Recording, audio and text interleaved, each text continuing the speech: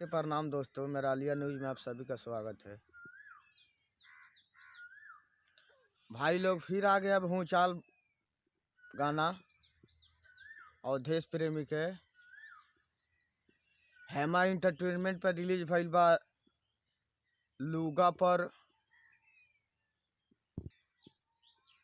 सुगा पर लूगा एल्बम का नाम है भाई, सुगा पर लूगा। महिमा इंटरटेनमेंट पर रिलीज भइल बा। एकदम जाई जा गर्दा कबार दिया भाई लोग। गाना बहुत जबरदस्त बा। हाँ, लूगा पर गाना लिखल है राइटर थारू के और म्यूजिक है सोनू बाबा के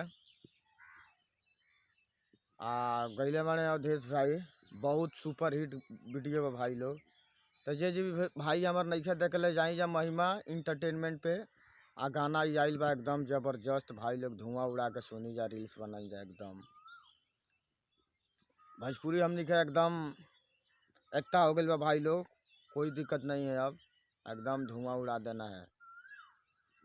बस मेरा वीडियो को आप लोग खाली शेयर करते जाइए भाई लोग, और मेरा चैनल को आप लोग सब्सक्राइब करते जाइए। बस आगे मैं वीडियो इसी तरह आप लोग के पास ले